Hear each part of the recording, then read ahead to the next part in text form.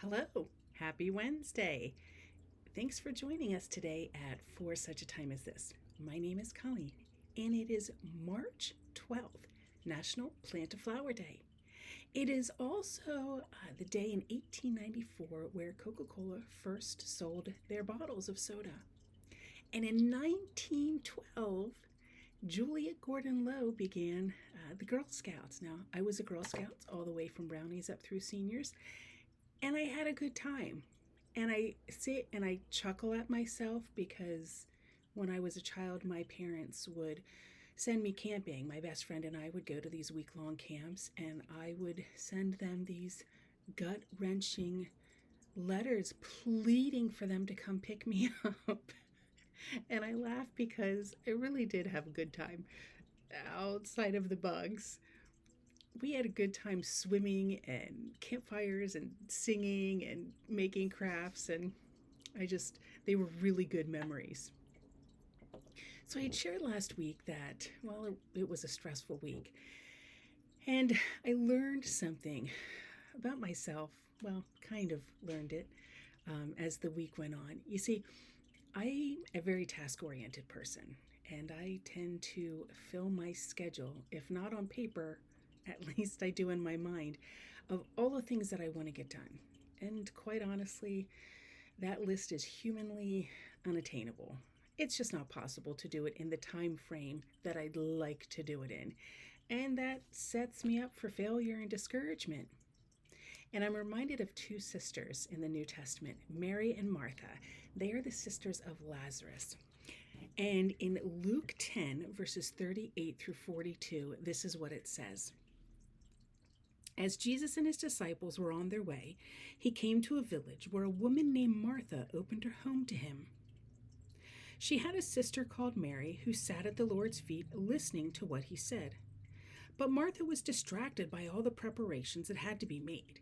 She came to him and asked, "Lord, don't you care that my sister has left me to do the work by myself? Tell her to help me."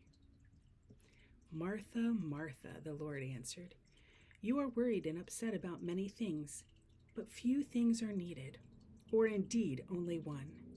Mary has chosen what is better, and it will not be taken away from her."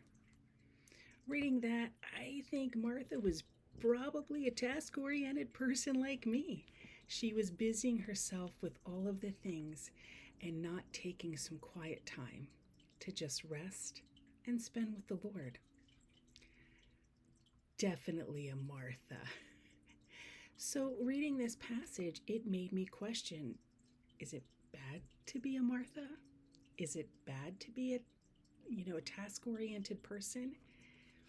And I was just praying, and I was like, you know what? Let me change the way I do things. And the one morning I sat down and said, all right, God, what is it that you want me to get done today? This was a big step for me because I was letting go of the control of my calendar. And this is what he said to me. Worship me. Worship me with gratitude when you wash your dishes. Worship me when you practice your music. Worship me while you work and look for opportunities to minister to other people. Wow. And that was so encouraging to me and lifted a burden off of my shoulders. Honestly, I did fill my to-do list up with many, many tasks.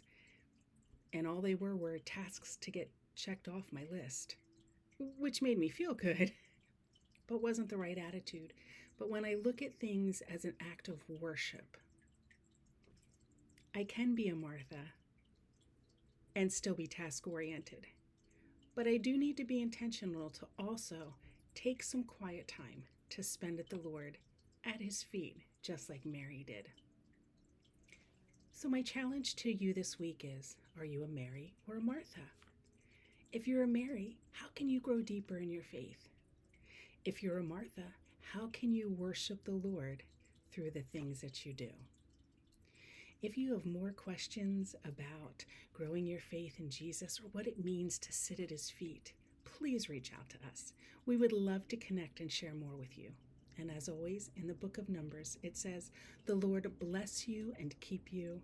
The Lord make his face shine on you and be gracious to you. The Lord turn his face toward you and give you peace. Shalom, my friend.